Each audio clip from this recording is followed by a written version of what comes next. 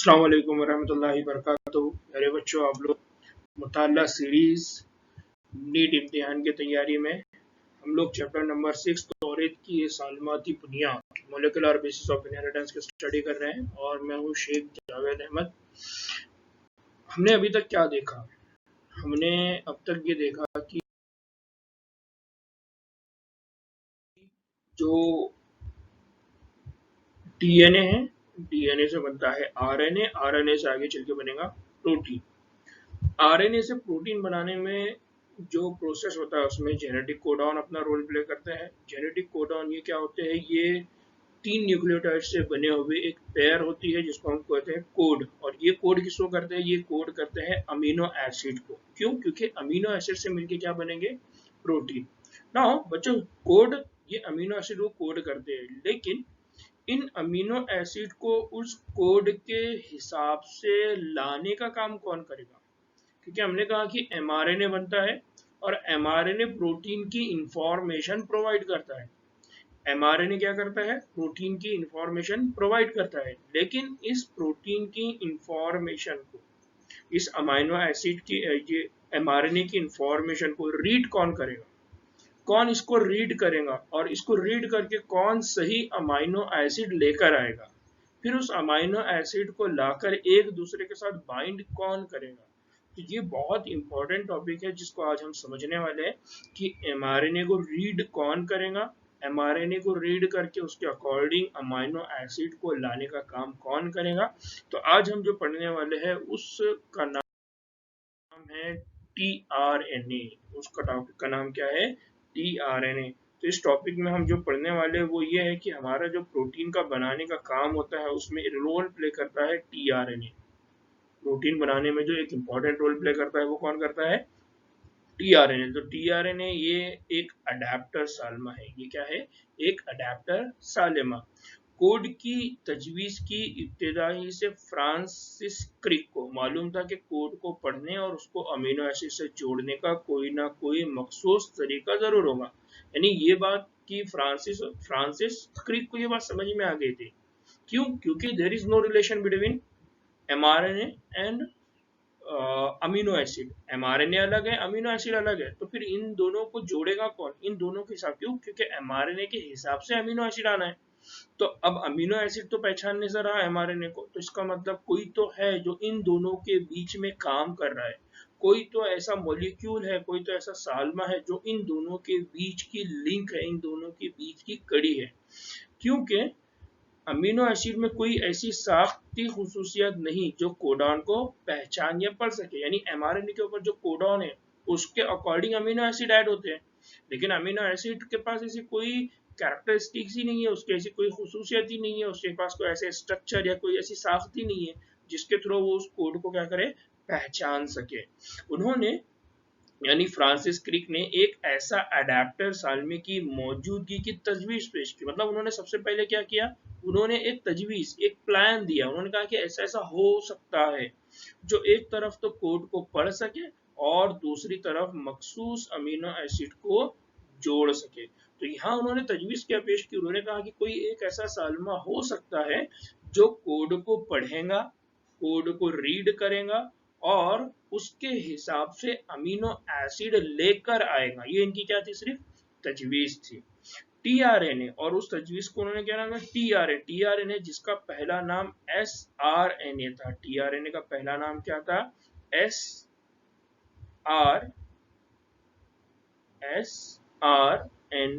क्या नाम था उसका? एसआरएनए, या उसको क्या है? महलूल आरएनए था। जेनेटिक कोड की तजवीज से पहले इसके बारे में इल्म था। यानी जेनेटिक कोड जब आया तो उससे पहले भी मालूम, उससे पहले भी कहा जाता है कि इसके मामले में क्या था? इल्म था। लेकिन ताहम अडेप्टर साल्मे की हैसियत से इसका काम बहुत बाद में मालूम हुआ। यानी ये अडेप्टर का रोल प्ले करता है, ये बहुत बाद में मालूम। अडेप्टर का मतलब क्या होता है? अडेप्ट करना। यानी हम बोलते हैं ना कि इन्होंने अडॉप्ट किया। अडॉप्ट किया का मतलब क्या है? किसी चीज को उन्होंने लिया, किसी चीज को इन्होंने लिया। ऐसा बच्चों को अडॉप्ट करना, यानी कोई यतीम बच्चा रहता है तो उसको ऐसे माँ बाप जिनके पास बच्चा नहीं है वो अडॉप्ट करते हैं, या कुछ अच्छे लोग होते हैं तो वो उन छोटे बच्चों को परवरिश अच्छे से हो, इसलिए उनको वो क्या करते हैं, अडॉप्ट करते हैं। या फिर आप देखेंगे स्कूल के अंदर कुछ गरीब बच्चों की तालीम होती है, तो वो बोलते हैं कि हमने इतने इतने बच्चों को इस मोहल्ले के अडॉप्ट किया है। अडॉप्ट करना मतलब लेना, उनकी परवरिश करना। तो वैसे ही ये अडेप्टर मॉलिक्यूल, ये अडेप्ट किसको करेगा, ये अडेप्ट करेगा अमीनो एसिड को, यानी अमीनो एसिड को एक जगह से दूसरी जगह ले जाने के लिए क्या कर रहा है, अडेप्ट कर रहा है, वो अपने साथ उसको क्या कर रहा है, लेकर जा रहा है। तो यहाँ बहुत इंपॉर्टेंट चीज है, इस डायग्राम में देखिए ये एमआरएनए है, इस एमआरएनए के ऊपर क्या है, कोड्स है। अब इन कोड्स को कौन रीड करेगा, तो इन कोड्स को कौन रीड करता है, टीआरएनए। अब टीआरएनए के पास ये सलाहियत कहाँ से आई कि वो एमआरएनए के ऊपर जो कोड है उस कोड को रीड करे और उस कोड के हिसाब से क्या लेकर आए वहां पर, अमीनो एसिड। नाउ बच्चों अब हम डिस्कस कर रहे हैं टीआरएनए के स्ट्रक्चर की, टीआरएनए की साख्त कैसी होती है। तो टीआरएनए की जो साख्त होती है आपके सामने ये बेसिक स्ट्रक्चर है इसका।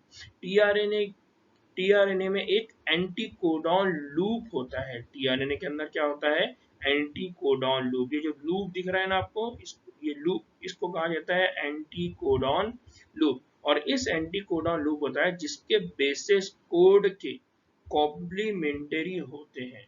यानी इस एंटीकोडॉन के ऊपर जो बेसिस है, ये बेसिस किसके कॉम्प्लीमेंटरी होंगे, ये बेसिस एमआरएनए के ऊपर जो न्यूक्लियोटाइड होंगे। यानी ये फॉर एग्जांपल कंसीडर करिए कि यहाँ कोई एमआरएनए है, इस एमआरएनए के ऊपर जो न्यूक्लियोटाइड है उसके वो क्या है, कॉम्प्लीमेंटरी। जैसा जी है तो यहाँ पर क्या होगा, सी। यहाँ सी था तो यहाँ पर पहले क्या रहा होगा, जी। यहाँ जी तो यहाँ क्या रहा होगा, सी। तो एमआरएनए के ऊपर सी जी सी सीक्वेंस के हिसाब से ये एंटीकोडॉन ने इसको क्या करा, रिकॉग्नाइज करा। तो बेसिकली ये कोडॉन की सीक्वेंस के अकॉर्डिंग एंटी कोडॉन क्या होती है, कॉम्प्लीमेंटरी।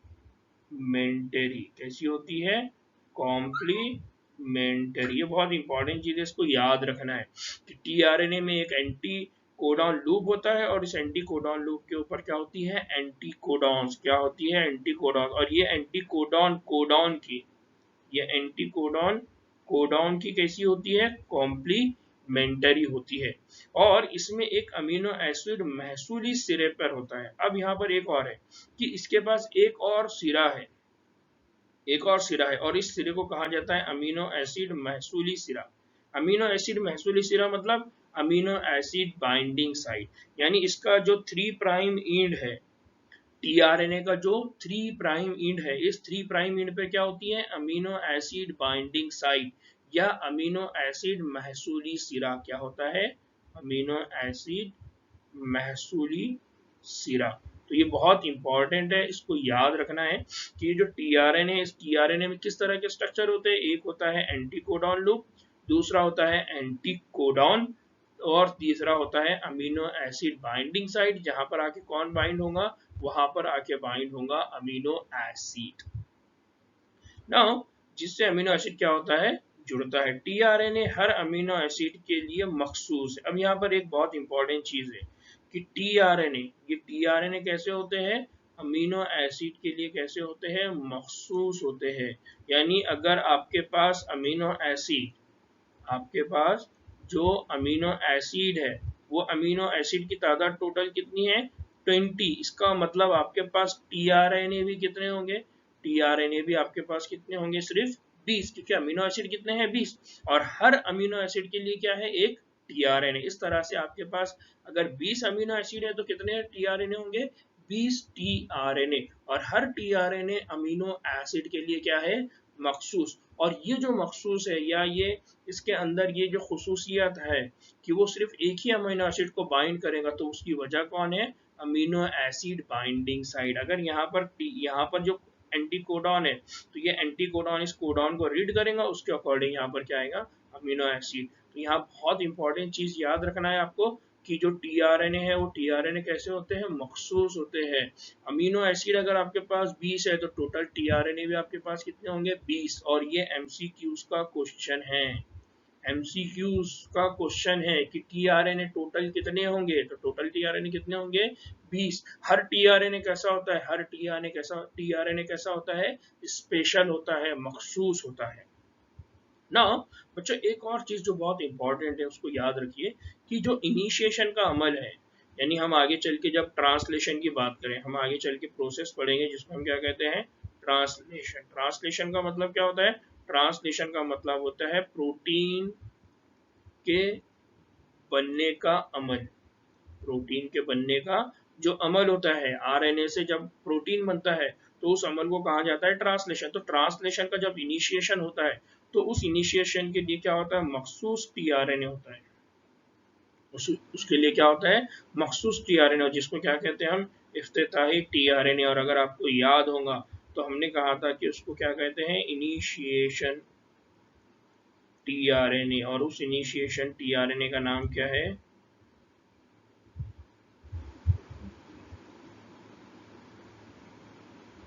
वो क्या ऐड करता है? मिथियोनिन। तो जब भी इनिशिएशन होगा तो पहला कौन सा अमीनो एसिड आएगा? मिथियोनिन। और इस मिथियोनिन को लाने वाला कौन है? टीआरएनए। उसको लाने वाला कौन है? टीआरएनए। तो ये मखसूस टीआरएनए यही पहले आएगा, इसीलिए इसको क्या कहा जाएगा? इनिशिएशन टीआरएनए या इनिशिएटर टीआरएनए। ऐसा टीआरएनए जो क्या करता है? इनिशिएट करता है या उस प्रोसेस को क्या करता है? शुरुआत करता है। ये बहुत इंपॉर्टेंट है, इसको याद रखना है कि जब भी प्रोटीन बनेगा तो उसमें सबसे पहला अमीनो एसिड कौन रहेगा? मिथियोनिन। सबसे पहला अमीनो एसिड कौन सा रहेगा? मिथियोनिन। याद रखना इसको, ये बहुत इंपॉर्टेंट चीज है कि सबसे पहला अमीनो एसिड कौन रहता है? मिथियोनिन। और इसको लाने वाला टीआरएनए भी कौन होता है? Methionine tRNA. कौन होता है? Methionine tRNA. नौ बच्चों, यहाँ पर एक और इम्पॉर्टेंट चीज है कि जिस तरह से इनिशिएशन के लिए टीआरएनए है, लेकिन इनिशिएशन हमने कहा कि हमारे पास दो तरह की सीक्वेंस होती है। एक होती है इनिशिएशन कोडॉन, अगर आपको याद होगा तो हमने कहा था इनिशिएशन कोडॉन, और दूसरा होता है स्टॉप कोडॉन, है ना? इनिशिएशन कोडॉन और स्टॉप कोडॉन। इनिशिएशन कोडॉन मतलब जहां से शुरुआत होगी, स्टॉप कोडॉन मतलब जहां पर प्रोसेस खत्म हो जाएंगे। तो हमने कहा कि इनिशिएशन कोडॉन के लिए क्या होता है? एक टीआरएनए होता है, स्पेसिफिक टीआरएनए होता है। लेकिन जो स्टॉप कोडॉन है, स्टॉप कोडॉन के लिए कोई भी टीआरएनए नहीं होता। There is no tRNA. तो स्टॉप कोडॉन के लिए कोई टीआरएनए नहीं होता है। ये बहुत इंपॉर्टेंट है, इसको याद रखिए। एग्जाम में क्वेश्चन पूछा जाता है, यहाँ से एमसीक्यू बनेगा। यहाँ से एमसीक्यू क्या बनेगा कि स्टॉप कोडॉन के लिए कौन कौन से टीआरएनए होते हैं? तो स्टॉप कोडॉन के लिए कोई टीआरएनए होता ही नहीं है। तो ये बहुत इंपॉर्टेंट चीज है, इसको आपको याद रखना है। क्या याद रखना है? कि no tRNA for stop codon. और स्टॉप कोडॉन कौन कौन है? तो स्टॉप कोडॉन कौन है? UAA, UAG and UGA. तो याद रखिए कि जब भी इन सीक्वेंस, इन तीनों में से कोई भी कोडॉन के लिए अगर टीआरएनए पे क्वेश्चन आया तो उसका सिंपल आंसर क्या रहेगा? There is no tRNA. ना यूएए के लिए कोई टीआरएनए है, ना यूएजी के लिए कोई टीआरएनए है, ना यूजीए के लिए कोई टीआरएनए है। बट ये तीनों भी क्या है? ये तीनों भी क्या है? Stop codon. ये क्या है? Stop codon. नाउ बच्चों आगे, यहाँ पर टीआरएनए की सानवी साख दिखाई देती है कि ये जो टीआरएनए है, यानी जो स्ट्रक्चर है हमारा, इस स्ट्रक्चर में हमको क्या दिखाई देती है? टीआरएनए की सानवी साख, यानी टीआरएनए की दूसरी साख। और ये जो सानवी साख थी कैसी है?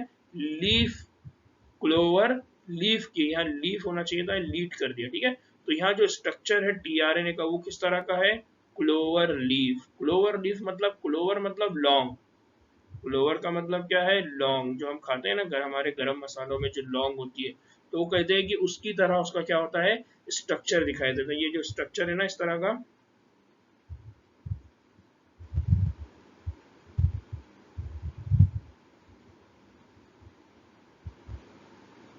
ये जो इस तरह का स्ट्रक्चर है, तो ये क्या कहते हैं? ये क्लोवर लीफ, यानी इस तरह से ये एक टहनी है, यहाँ पर एक पत्ता है, यहाँ पर एक पत्ता है, और यहाँ पर एक पत्ता है। तो इस तरह से वो बोलते हैं कि इसका जो टीआरएनए का स्ट्रक्चर है, तो वो टीआरएनए का स्ट्रक्चर कैसा है? Clover leaf. और ये स्ट्रक्चर कब बनता है? ये कुछ स्ट्रक्चर है सानवी साख्त, यानी प्राइमरी साख्त इसकी कुछ और अलग है। तो टीआरएनए की जो सानवी साख्त होती है वो कैसी होती है? क्लोवर लीफ की तरह। टीआरएनए की असल साख्त, अगर टीआरएनए की यानी असल साख्त या प्राइमरी साख्त की बात करें, तो ये एक गूंदे हुए सालमे की होती है, यानी एक गूंदे हुए सालमे की होती है। यानी इस तरह से कोई गुंदा हुआ सालमा होगा उसकी जैसी है, उसके जैसी होती है, जो उल्टे एल की तरह होती है। अभी जो गुंदा हुआ सालमा ये कैसा है? ये इस तरह से, ठीक है। मतलब ये उल्टे एल की तरह क्या हो जाता है उसका? स्ट्रक्चर इस तरह से। तो ये कैसी है, ये मतलब कोई इसके अंदर स्पेशल स्पेसिफिक से गूंदा हुआ इस तरह से, ठीक है। तो ये बहुत इंपॉर्टेंट है, इसको याद रखना कि इसकी असल साख्त कैसी है, असल साख्त कैसी है इसकी, उल्टे एल की तरह, असल साख्त कैसी है इसकी, उल्टे एल की तरह। और इसकी जो सानवी साख्त है, इसकी जो सानवी साख्त है वो कैसी है, क्लोवर लीफ, कैसी है, क्लोवर लीफ। तो बच्चों ये बहुत इंपॉर्टेंट चैप्टर है, बहुत इंपॉर्टेंट टॉपिक है। उम्मीद है कि आप लोगों को ये टॉपिक समझ में आया होगा। अगर इसमें कोई डाउट है तो आप लोग मेरे व्हाट्सएप पे मैसेज कर सकते हैं, यूट्यूब में कमेंट कर सकते हैं। दूसरा इंपॉर्टेंट चीज़ कि ज़्यादा से ज़्यादा इन वीडियोस को शेयर करिए, और जो 11-12 के स्टूडेंट्स हैं उन तक शेयर करिए। उर्दू मीडियम के स्टूडेंट्स तो इसको ज़्यादा से ज़्यादा शेयर करिए। अपने साथ के जो स्टूडेंट्स हैं उनको उर्दू की अहमियत को समझाइए कि उर्दू पढ़ने से हमारा क्या फ़ायदा है। तो उम्मीद है कि आप लोगों को लेक्चर समझ में आया होगा। इंशाल्लाह नेक्स्ट लेक्चर में फिर मुलाकात होती है, तब तक के लिए